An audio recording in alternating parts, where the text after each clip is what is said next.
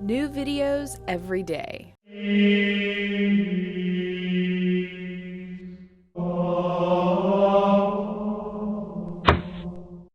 I like to know things.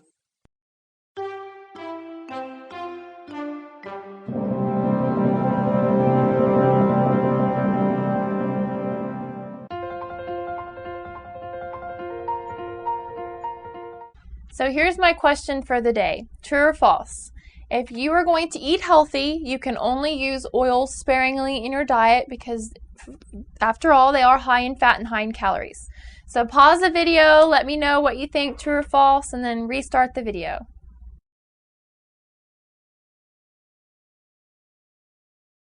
Now, the reason why I ask you that question is because on the USDA Food Pyramid, oils are at the very top of the pyramid, and it actually says use oils sparingly. Well, a few videos back, we did a video on food guide pyramids and food guidelines from around the world. And I said at the end of the video that I was going to do a follow-up video on the food guide pyramid that I like the best.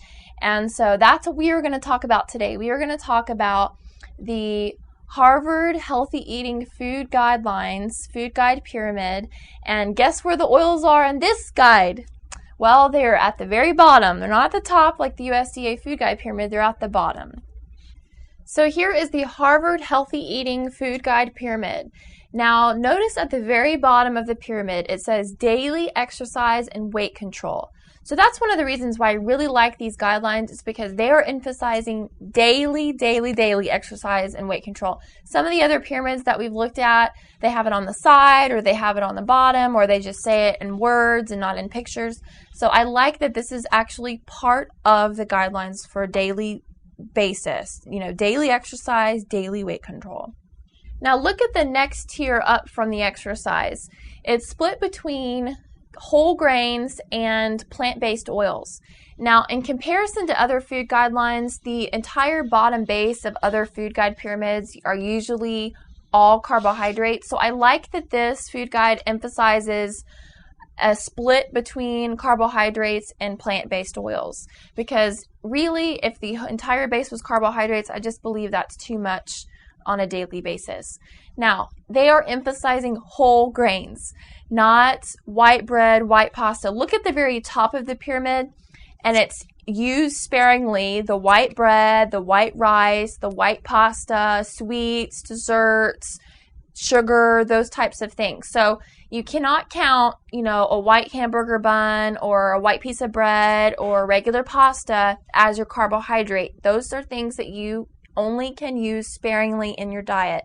The emphasis is here with whole grains. So that would be whole grain bread, whole wheat pasta. It would be brown rice. So all of those things are really what's emphasizing. And if you are the kind of person that has white bread in your pantry, you eat the white carbohydrates, you have to start rethinking about how those are going to fit into your diet. Now, next to that are the plant-based oils. A lot of people are kind of stuck in the early 90s when the low-fat diet was the craze. Well, I got to tell you that certain fats are different than other fats. And to maintain healthy weight, healthy lifestyle, you actually need healthy fats in your diet. And if you're going to eat healthy, you need to have these actually in your diet on a daily basis, which is in contrast to a lot of what people think. So these would be your olive oils, your soy oils, canola oil, vegetable oils, peanut oils. So these are the types of things, and yes, they are high in calories and they are high in fat, but they help to reduce your cholesterol, reduce your heart attack risk, cardiovascular disease, all those types of things. Now, the next tier up from that is the fruits and vegetables, and the vegetables, it says eat in abundance, which I love that. I love that they do not put a serving amount on there, because really you need to be eating unlimited amount of vegetables. Now, with the fruits, they say 2 to 3 times a day. And again, I like that they don't put amounts on there either, because these are the foods that you really need to focus on for a healthy diet. Unlimited vegetables, fruits throughout the day, and this is where you're going to get the majority of your nutrients. And some of the other pyramids they put serving sizes on here, which might lead people to believe that if they have 4 servings of vegetables a day, that's all they can have, or that's all that's needed, when in reality, you need to eat as much as you can of the fruit and vegetable category. Right to the left of that, it has a wine glass and it says alcohol in moderation. This is really key, especially for younger generations, especially if you're in college, you're a student right now. Alcohol is very common in younger age populations, and it's usually not drank in moderation. This is the key. In other countries, when they do studies on, for instance, the French who drink wine every day, they have 1 or 2 glasses. They're not binge drinking. They're not drinking till they throw up. They're not drinking 5 margaritas at a party, so it's very different from what the average person in America consumes if they're consuming alcohol. So if you are going to consume alcohol, just make sure it's in moderation. You don't have to completely leave it out of your life, but balance and moderation is the key. The next category is nuts and legumes, so nuts and beans. It says 1 to 3 times a day. I like that they are emphasizing nuts and beans before they're emphasizing animal protein, because not only are they lower in calories, they're lower in saturated fats, and these are also providing some antioxidants, some healthy oils. So 1 to 3 times a day is going to give you a good amount of protein. It's going to give you a lot of other benefits that saturated fats from animal products are not going to give you. The next category is fish, poultry, and eggs. Now this is, I believe, important to have in your diet on a consistent basis, mainly for the protein content.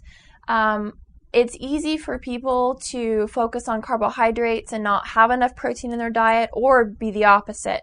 So it's good that they are saying fish, poultry, and eggs versus red meat. Red meat is a lot harder to digest, and fish particularly is going to have healthy oils, which is going to protect against heart disease and inflammation. Eggs are a great source of protein. They are a complete protein, and they are so easy to make.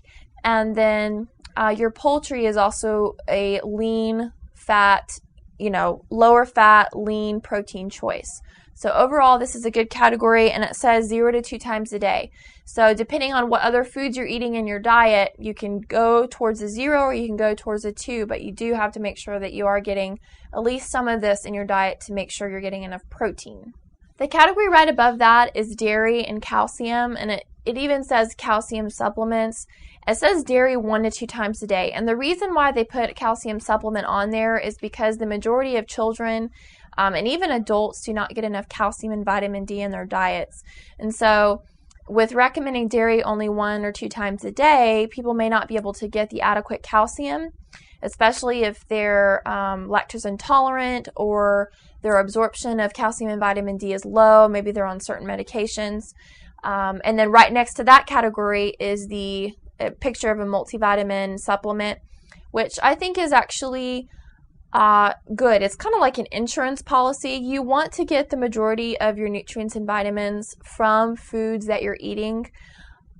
But at the same time, specifically with calcium, if you're limiting your dairy intake for whatever reason, you definitely need to make sure that you are getting enough calcium, especially for children, because their growth rate is so high. They do need a lot of vitamin D and calcium for their bone growth. And then the very top of the pyramid, and I like that they actually separate it from the rest of the pyramid and they say use sparingly. And I like that actually red meat is included in this category with the white carbohydrates and the sweets and desserts. And the reason why I like that the red meat is mentioned as used sparingly is because red meat is pretty hard to digest. It takes a really long time to break everything down. It's usually high in saturated fat, so you definitely have to keep that in mind, especially if you have a high risk for cardiovascular disease, if someone in your family has had it, if you yourself have had blockage in your arteries or have had recent bypass surgery or anything like that. And then also, red meat is pretty acidic, so it contributes to inflammation if you eat it in excess or if you eat too much of it. So I love that they are emphasizing use sparingly with certain foods that a lot of Americans really overindulge in and eat too much of.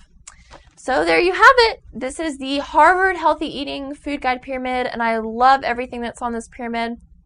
And I think this is a better resource than a lot of the other food guide pyramids that are out there.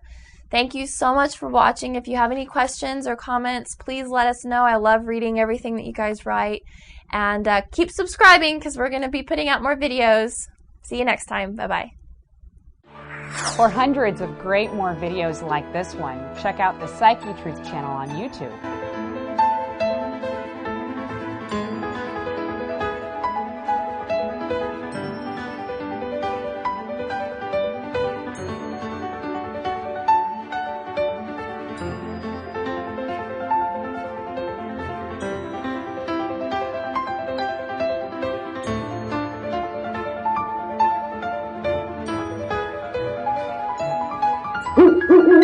Mm-hmm.